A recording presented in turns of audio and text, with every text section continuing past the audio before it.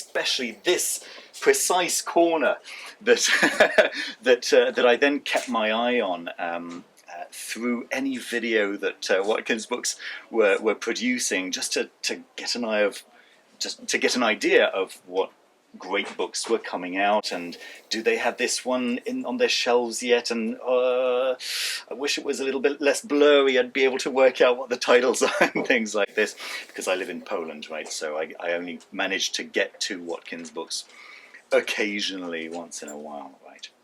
But over the years I was able to come in from time to time and pick up some nice books. But that very first time when I saw some of the prices on the books, I was surprised. And I'm sure that I'm probably not alone here in having that moment where you see for the first time a book that's a little bit more expensive than the books that you find in your regular corner shop book dealers, right? And it was specifically Anathema Publishing books.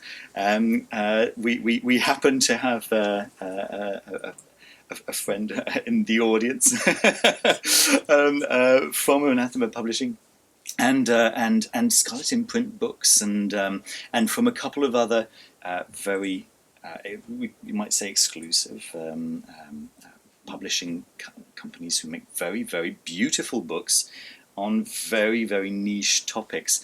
And I remember opening one of these books and going, £45. I mean, who is going to pay £45 for a book? But then I took a closer look, right? And of course, immediately the source of this higher cost became apparent. And it got me thinking about where the value of books actually comes from. There are occasionally books that I get to see in my role as how to say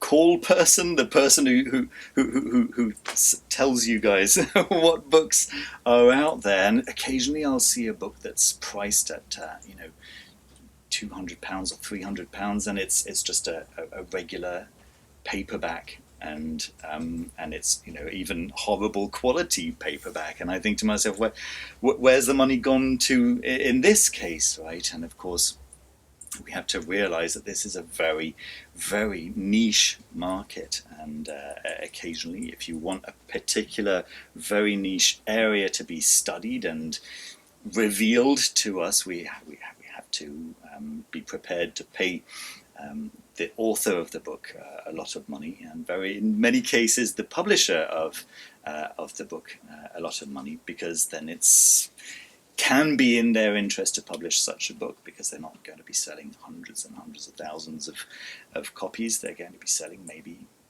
10 and it has to be worth their while, right? But then occasionally we get some really nice publishers who do us great favors, and they're not selling their books for 300 but rather for 60, 70, 80 pounds, which is already a lot of money for most people thinking about how much a book should cost. But then those books are still very niche, but then the quality of the book itself.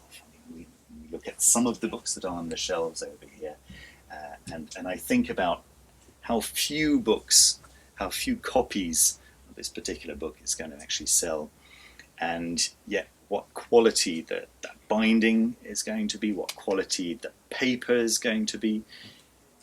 Will you put your hand up if you've ever picked up a book and thought to yourself, this is nicer than what I usually see? It makes you feel like good. Right. Sometimes, unfortunately, you'll pick up a book that is absolutely beautiful on the outside, and you've spent actually quite a lot of money on a piece of leather, and on the inside, it's of no value whatsoever. And those are starting to appear a lot more as well. People who decide, oh, I've seen what Anathema do, I've seen what Scarlet Imprint do, I've seen what Black Letter Press do, and so on and so forth. I can do that. Just get my mate to write something random and stick a nice cover on it. So you've got to be a little bit careful, and it's what I hope to provide little bit of insight into with my channel, Foolish Fish, my YouTube channel, just to give you an idea of what's actually inside the book and also what the book actually looks like. But then, of course, the value doesn't only come from the materials, right? The value comes from the content and how it changes our lives. Maybe a little anecdote. We just spent the afternoon with my wife and son, who aren't with us right now, so that I can actually get on with the talking. But they'd gone back to the hotel. But with Gabriel as well, we went round. We went round Freemasons Hall, just up the road over here. And if you guys haven't been, if any of you haven't been yet, it's definitely worth going to check it out. There's no fee to enter. You can go and have a look around. If you want like a side door or something like that, at least to some of the knowledge. So I appreciate that. But nevertheless, that means that by going through the front door, by saying, okay, I'd like to be a part of this, a way of attaining some of the life experiences, understandings, realizations, even tools for life that initiatory processes at least claim to offer on the surface, right? But you can't be sure that they will in fact offer those until you're actually in. Books may not offer the same structure as an initiatory society, but they do offer some of the insights so that you can remain an independent researcher, and that's the right way for some people, right? Not necessarily for everybody. I do believe that initiatory societies have a place in the world, and that some people are perfectly suited for that, and that having a structure given to you and enforced, in fact, is exactly what some people want. I guess I'm too Gen X for that. I can't personally, right, speaking for myself, and I know that I'm not alone in the world, personally, having a structure imposed upon me is not a way that works for me, right? It's not a way that I can embrace, and it's not a way that I can learn anything from, because the whole time I'm focusing on following the rules, and if you're focusing on following the rules, you're not focusing on what the path is supposed to be leading you towards. So I appreciate that.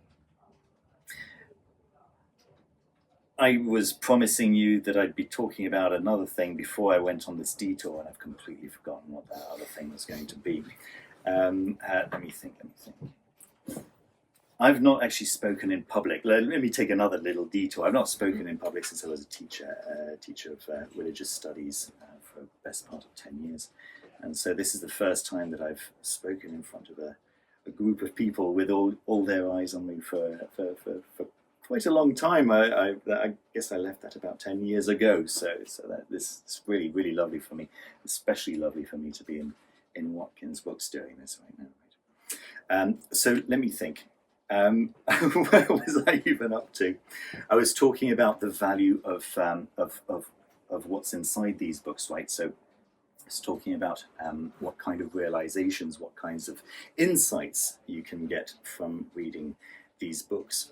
Well, I guess one of the realizations is the breadth of the occult experience, right? How many different genres there are. And this is a perfect place to actually talk about this, because just looking around yourselves on this basement floor, there are some of the major headers at the top of the bookcases, but then when you actually look at the bookcases themselves, you'll see how many different subdivisions there are, and so on and so forth. And this is something that I really appreciate from my own channel. Is one of the things that's kept me interested over the past, has it been 6 years now that I've been hosting the Foolish Fish channel, is been the variety and the way there's not just an occult corpus, right? If you're interested in history, there's a path for you. If you're interested in nature, there's a path for you. If you're interested in, kind of dark stories, there's a path for you. But if you're interested in just joyful beatitudes, then there's a path for you as well. It really is so broad, and this is another aspect, right? It gives you, books give you an opportunity to explore the land before you commit. And that's another really beautiful thing as well. You never have to commit, by the way. If your path is exploring the land, then you can get to do that as well, which is not the case with an initiatory society, right? You have to do what they say, and you have to do it in the way they say. Going the book's route gives you an opportunity to find what really speaks to you, and it's possible that the people who've come before you in the particular niche that is just right for you, it's possible that the people who've come before you haven't even gone down as far as you will go, and who knows, you might become the person who gets really interested in this very, very specific niche, and you'll forge a way for other people who can, again, follow your footprints by reading the books that you'll maybe write. Right? So yes, I don't know if I can sum this up this way, but I think that having esoteric and occult books has made the occult, how to say, I don't want to say scenery, but landscape just more accessible, and more variations. Don't particularly like the fact that there are books out there, and I think that's something that we should probably be mindful of.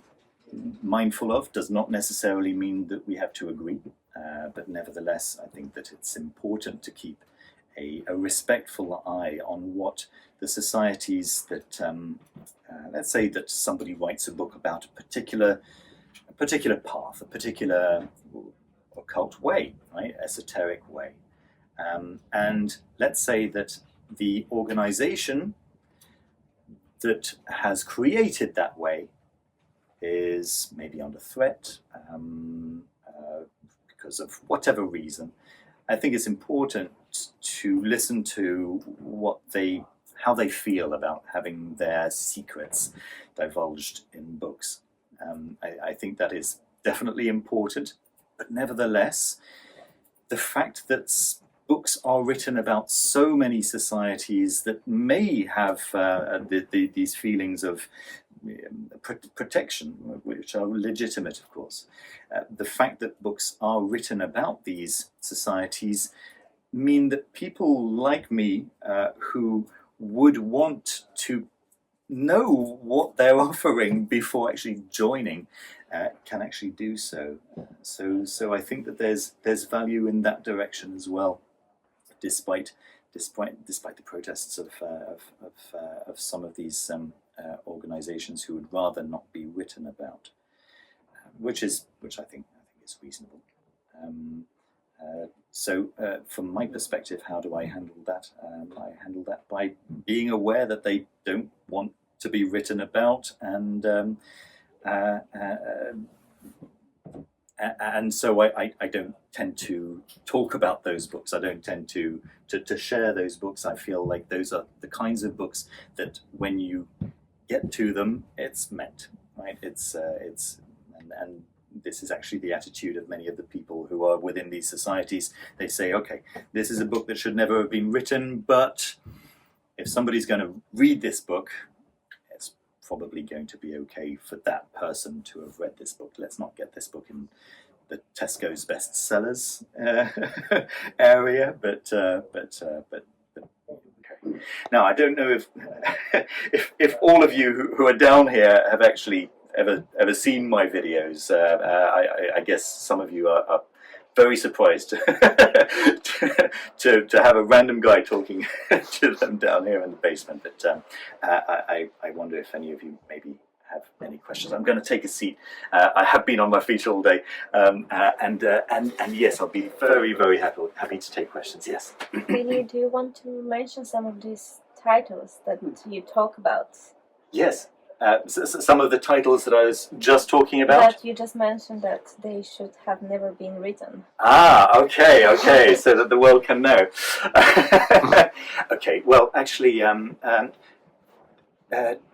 some areas, some groups within some factions of Tibetan Buddhism, for example, do feel like their faith has been co-opted, and I think that it's reasonable for them to feel that way. I'm thinking about. I will give you this title, which has been very popular. Vajrakilaya is a book that was really condemned by some Tibetan Buddhist followers, and lauded by others. Saying, "Hey, this really is a tradition that should be master to student." Right, and shared in that way, and it has to be empowered in a certain way, and so on. But the fact that this book exists means that people can know about this without committing to following that particular path. Well, there are pros and cons for both of those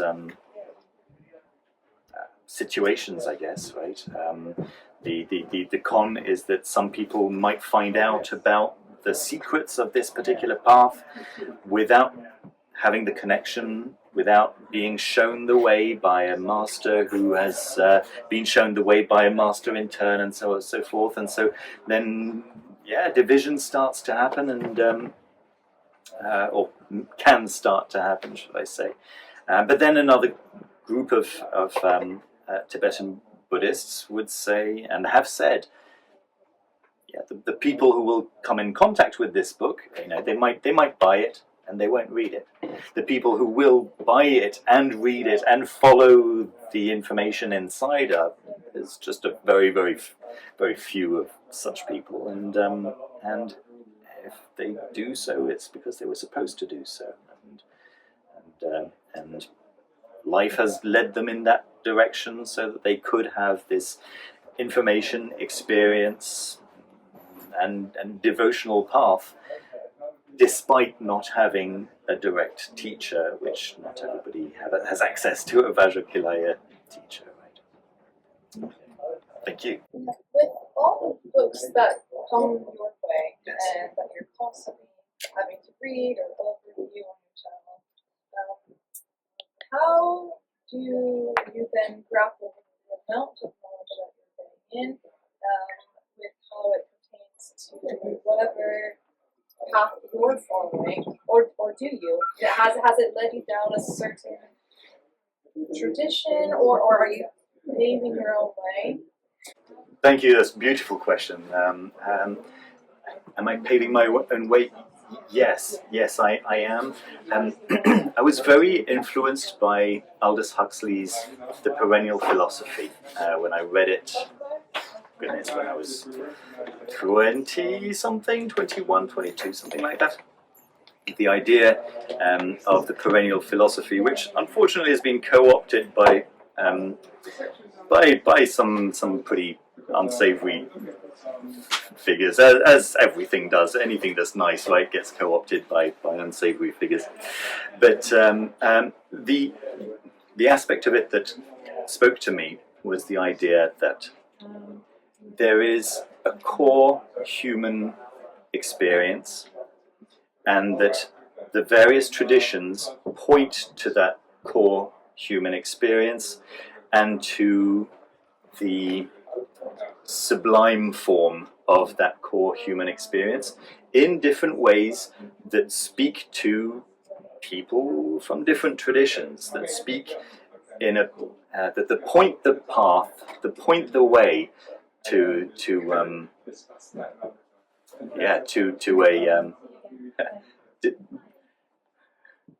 let's say to a numinous experience, right? So the different religions, different traditions point the way in a way that's going to be useful and that's going to be effective for different different upbringings, different backgrounds, different baggages, depending from where you are in the world, right? Depending on what kind of education you've had, depending on what kind of surroundings you had when you were growing up, and then throughout life, you'll have different assumptions. You'll have a different set of symbols that mean different things to you than they mean to someone on the other side of the world, where they might mean the opposite, or whatever, right?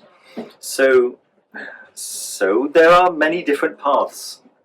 They don't necessarily point to the exact same area of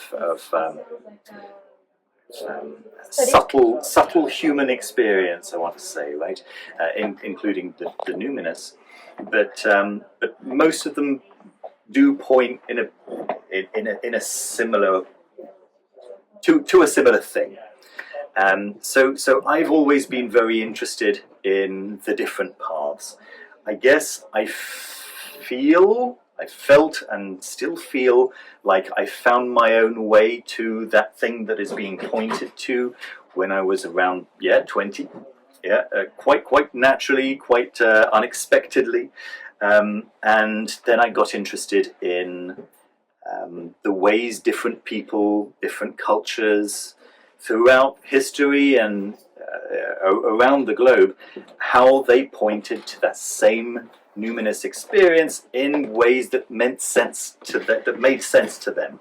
Okay, so when I'm reading an esoteric book, I'm looking for that path, right? I'm looking at okay, so how are they pointing the way, and are they pointing the way in very abstract terms, or are they pointing the way in very concrete terms, in with certain spirits, and this is a spirit that you can talk to that will point the way in this way or in that way, and these are the techniques that you can use? Or are they speaking in much more I'd say abstract terms, maybe Zen Buddhism and so on, Christian mysticism and that kind of thing, right? So I'm always interested in the paths, in the various paths. Sometimes this same path is pointed to in ways that are very, very unexpected, and it's a fascination for me, and to understand what they're actually pointing to, but invariably they're pointing to the same thing. Whether they claim to be pointing to the opposite direction or not, they're invariably pointing to numinous human experiences, which are fascinating to me. Various ways pertain to me. Well, I'm interested in all human experiences, and I'm interested in being able to talk about this to all humans, right?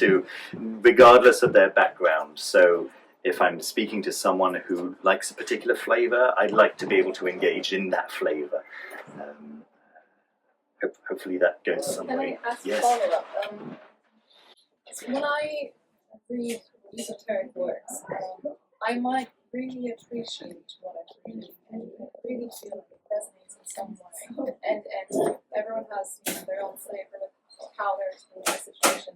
But then when it comes to the practical side, like, do you find yourself also engaging in actual practical elements to whatever you're reading? Because oftentimes for me it ends up just staying a thought experience.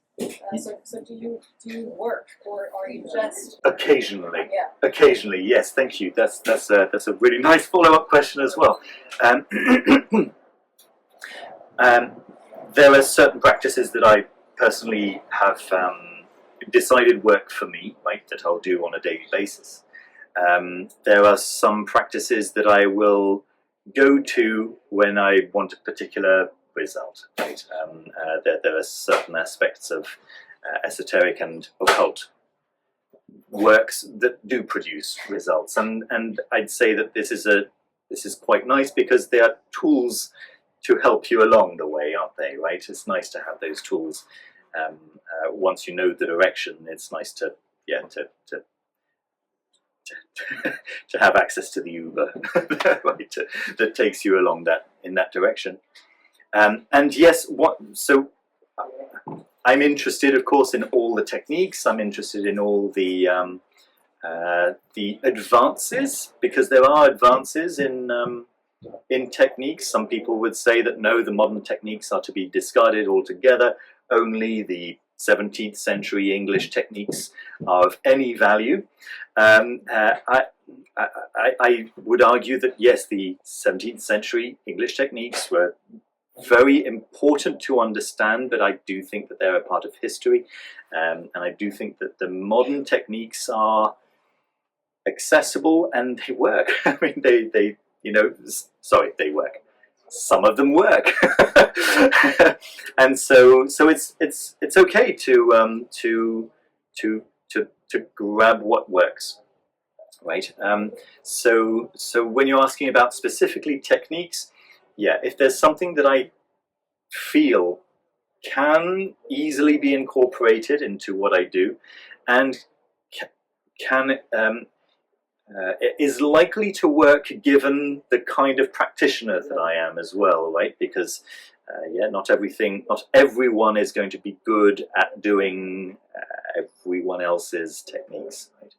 But when I find something that I think, okay, yeah, no, that's the kind of thing that's going to work for me, given what I know has worked for me in the past, then yeah, I'll grab that and incorporate it. Would I then go and teach it and say, hey, this is the way, this is what the original context was supposed to be, it's the way I'm doing it now, that's the only way it should be understood, and things like that? No, that's obviously rude. Not just rude, but severely problematic. But do I take stuff for myself to use that I find helpful and useful and ultimately for the betterment of myself, my family, and the world at large? Yes, yeah. If there's something that can make everything better, then I'll use it. Yeah, for sure. Thank you. Yeah. I'd be curious. What is your definition of esotericism? Or I guess what constitutes an esoteric book for you? Yeah. Great. I think of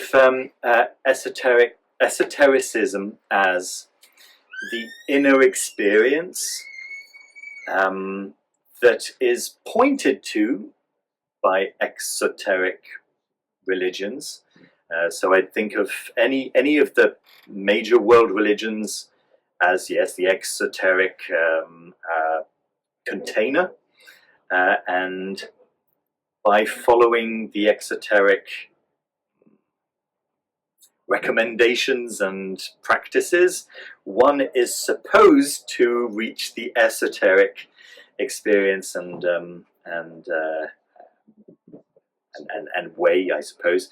But I don't know if it's fair for me to say that's rarely the case, but it's certainly not always the case, right?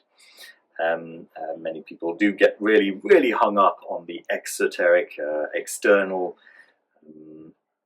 do this, do that factors, and the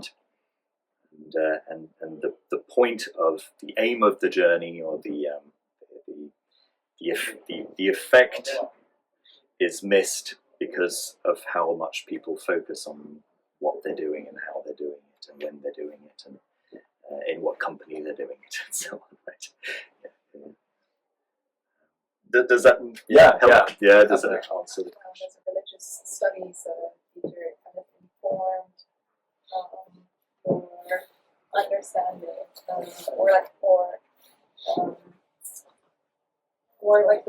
does it give you a certain history that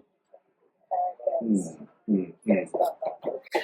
I suppose one of the great frustrations I had when I was a teacher of religious studies was precisely that I only got to teach what's important about religion when once I'd gone through the curriculum, right? So once I was sure that the kids were passing their exams, then I could actually talk about good stuff, right? Interesting stuff, stiff stuff that actually the kids were really interested in, really interested, fully engaged with.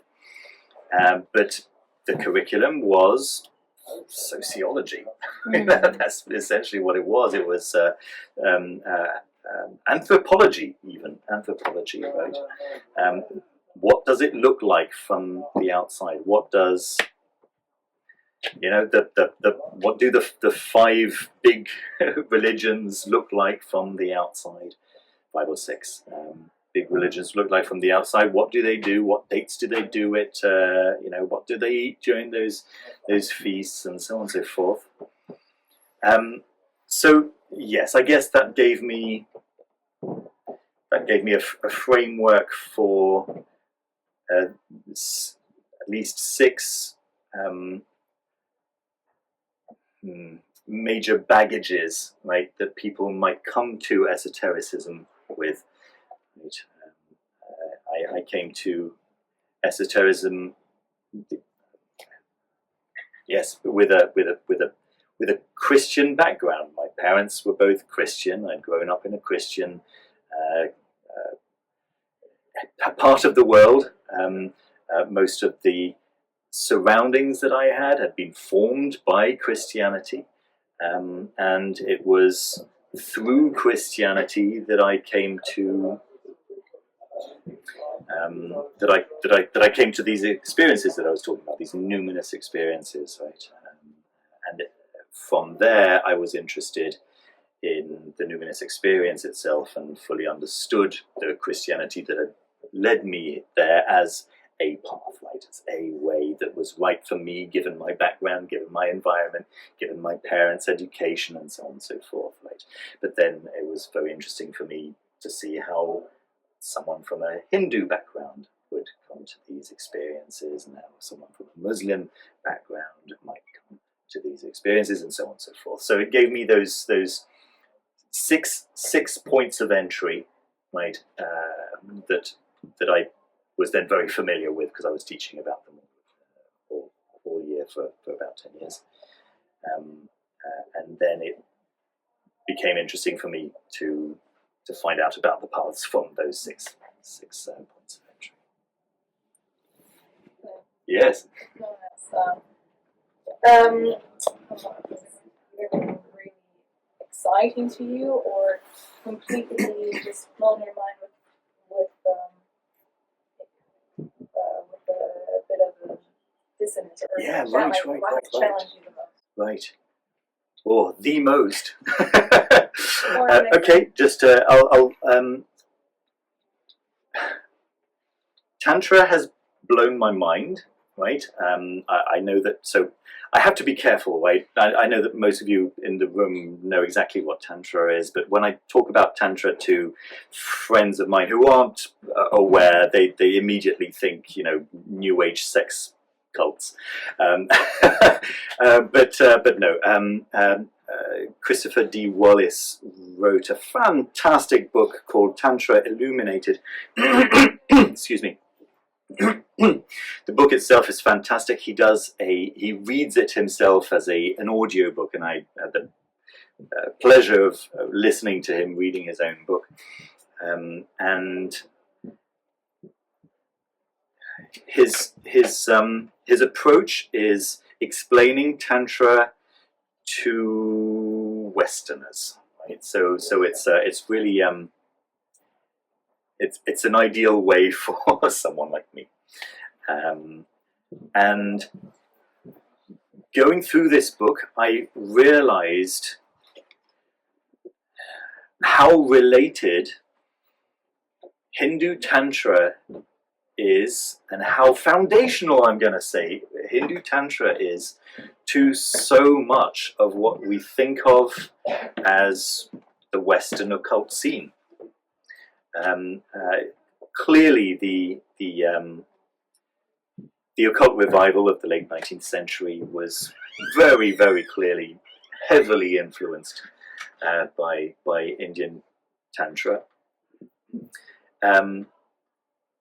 And then seeing parallels with the ancient Greek initiatory schools and the mystery schools, and seeing how the ideas of Plato really play almost one for one with the concepts in Indian Tantra, Shaiva